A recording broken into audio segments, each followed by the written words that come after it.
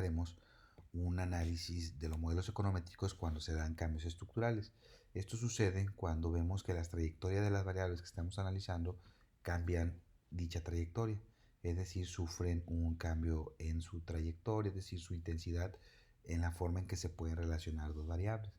Vamos a decir que hay un cambio estructural cuando hay crisis económica, cuando hay recesiones, cuando hay choques externos y una serie de condicionantes, una política pública que cambió la forma de vincularse a las variables. Entonces, en esos casos en donde veamos que traemos una trayectoria determinada y de repente cambia su rumbo, entonces vamos a hablar que hay un cambio estructural. Esto lo vamos a ver en las variables de serie de tiempo. Y lo que vamos a analizar va a ser el ahorro y el ingreso en los Estados Unidos. Vamos a utilizar datos de la tabla 8.9 del libro de Bujarati. Estos datos corresponden al periodo de 1970 a 1995. Durante este periodo, en 1982, se experimentó una recesión que cambió o pudo haber cambiado la trayectoria de las variables. Es por ello que tendremos que realizar una prueba de hipótesis que nos permita distinguir estos cambios en la economía. En este caso, vinculando la variable ahorro e ingreso.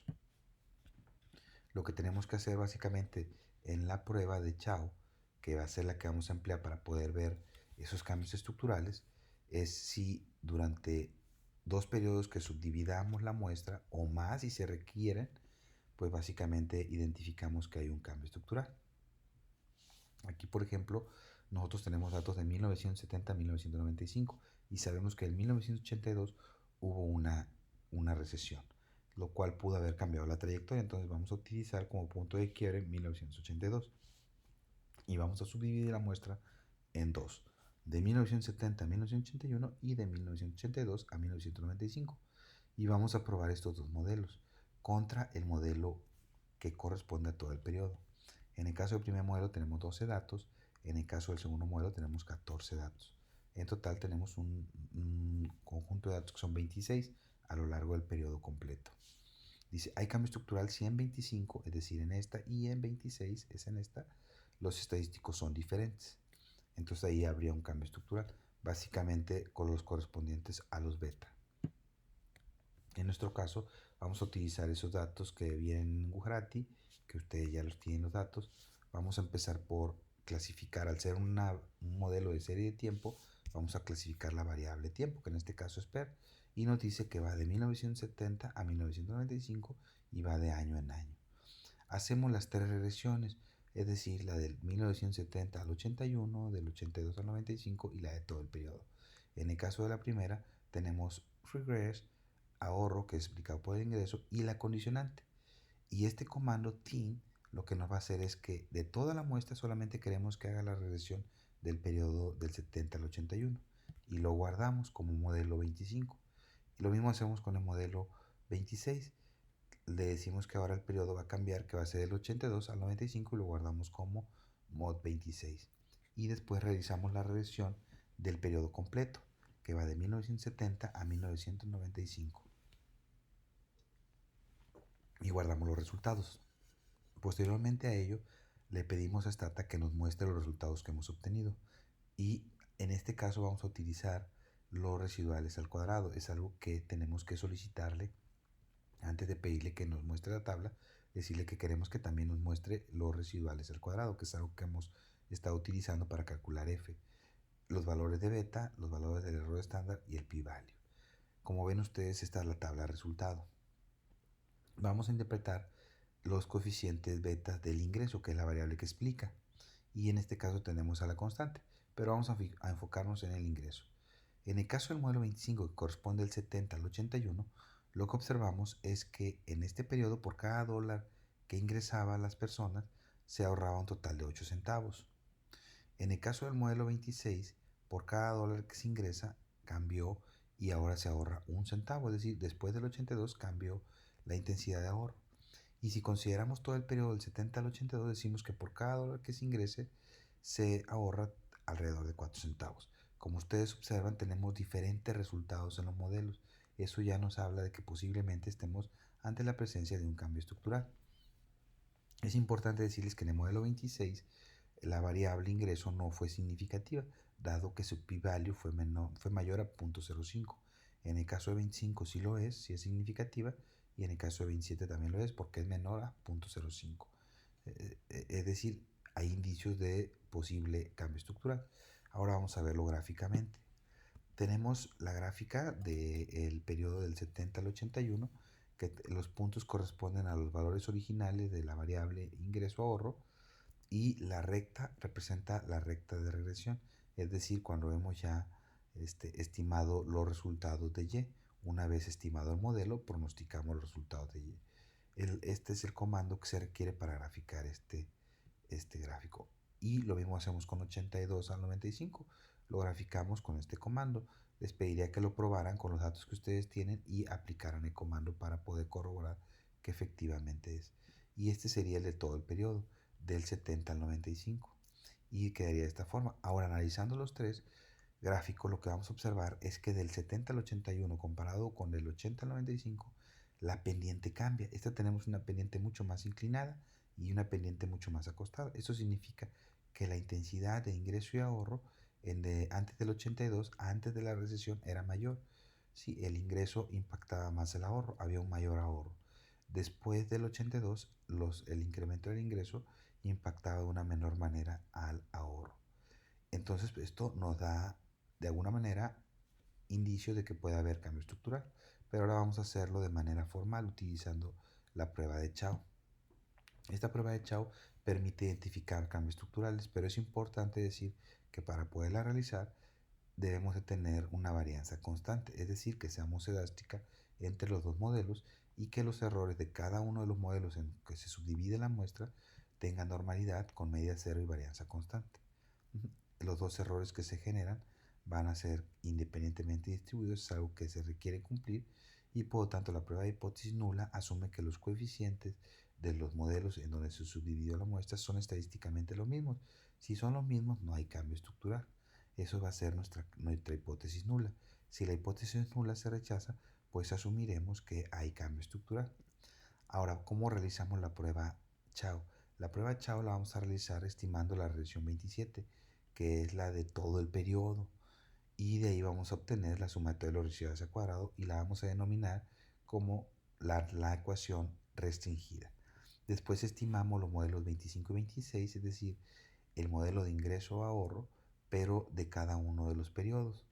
Y ambos van a ser la sumatoria de los residuos al cuadrado no restringido. Pero antes de catalogarlos, vamos a sumarlos. Dado que asumimos que son independientes, podemos sumar tanto la sumatoria de los residuales al cuadrado de 25 como la sumatoria de los residuales de 26. Y a eso le vamos a llamar la sumatoria de los residuos al cuadrado no restringida. El estadístico o la fórmula para calcular f va a ser la sumatoria de los residuales al cuadrado restringida menos la sumatoria de los residuales al cuadrado no restringida entre el número de regresoras. ¿Sí? Todo eso entre la sumatoria de los residuales al cuadrado no restringida entre n más n1 más n2, es decir, las muestras que se subdividieron, menos 2 veces k. Ese valor se va a comparar, el valor de f, con el f crítico, o podemos hacerlo como lo hemos venido haciendo en los otros ejercicios. Podemos calcular la probabilidad de f y establecer si su valor que obtuvimos de la probabilidad es menor a 0.5 o mayor a 0.5. La hipótesis nula de estabilidad paramétrica, es decir, no hay cambio estructural, ambas ecuaciones son iguales, se rechaza si f calculado es mayor que el crítico, es decir, que este sea mayor que el de tabla, ¿sí? Bueno, ahora vamos a realizar la prueba. Tenemos ya nuestros resultados de nuestros tres modelos, simplemente repetimos el procedimiento que previamente habíamos realizado y sustituimos. Sabemos que la sumatoria de los cuadrados, sumatoria de los residuales al cuadrado restringida, va a ser la de todo el periodo. En este caso van a ser los errores van a ser de 23.248, que es lo que aparece aquí, menos la sumatoria de los errores a los cuadrados no restringidos, que son los dos errores que se obtuvieron cuando se subdividió la muestra. Sería 1785 y 10.005. Eso se sumaría y se le restaría a la restringida. Todo ese resultado se dividirá entre 2, que son 2 los coeficientes que se estiman en el modelo, y abajo iría la sumatoria de los no residuales. Perdón, abajo iría la sumatoria de los residuales al cuadrado no restringido, que es la que aparece aquí en estos paréntesis. Entre 26 datos tenemos, pero menos 2 por k, que también vale 2, serían 4, entonces 26 menos 4 va a quedar 22.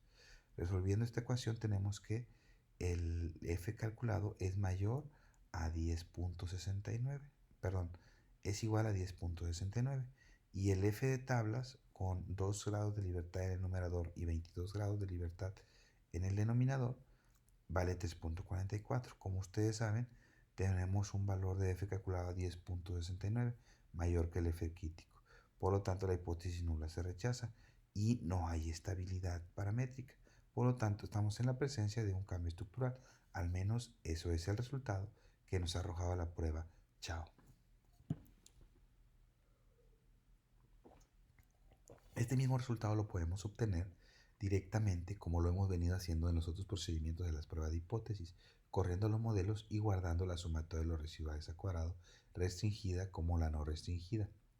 Recuerden que cuando subdividimos la muestra, es decir, estos errores con estos errores, pues se van a sumar y van a compararse con los restringidos, que son todos aquellos que corresponden al periodo completo. Simple y sencillamente, el escalar vamos guardando los errores de cada uno, sumamos estos dos, el de 2 y el de 3, y lo comparamos con el restringido. Simple y sencillamente lo sustituimos en la ecuación, igual como lo hicimos en la fórmula, y ustedes podrán observar que obtuvimos el mismo resultado que obtuvimos en la diapositiva anterior, es un f de 10.69. Para no recurrir a la tabla de f, vamos a utilizar el escalar para obtener la probabilidad del estadístico f.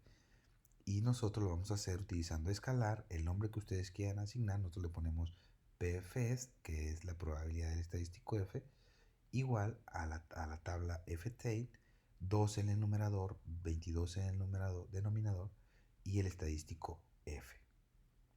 Le damos enter y después con el comando display pffest, que es el nombre del estadístico que le asignamos, vamos a obtener la probabilidad.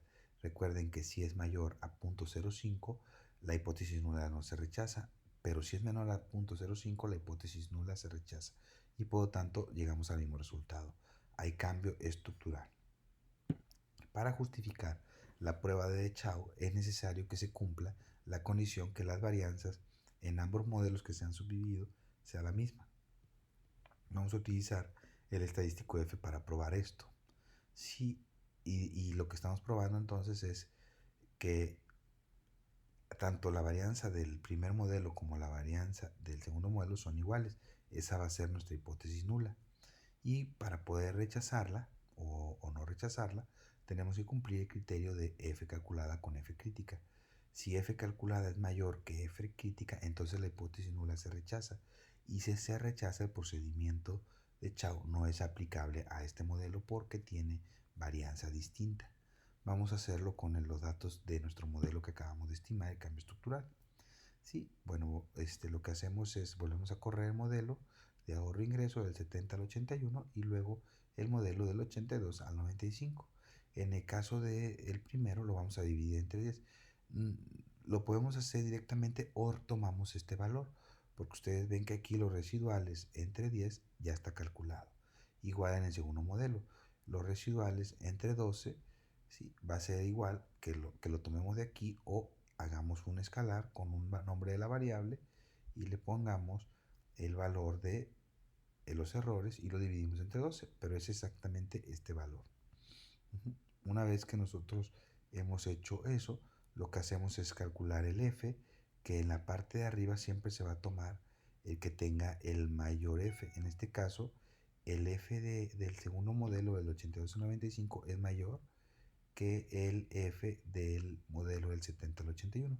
Entonces primero va el valor de la varianza del modelo del 82 al 95 al ser el mayor, y abajo o en el denominador va a ir el valor de los residuales entre 10 o lo que sería la varianza del error sí, del 70 al 81.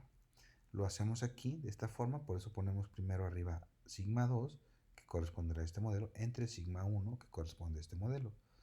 Le pedimos que nos dé el valor del f calculado Y antes de ir a tablas, mejor pues lo calculamos directamente, utilizando el mismo criterio. El nombre que le asignemos aquí debe de ser el que nos guste o más se adapte para que describa el estadístico. Y lo que no debe de cambiar es esto.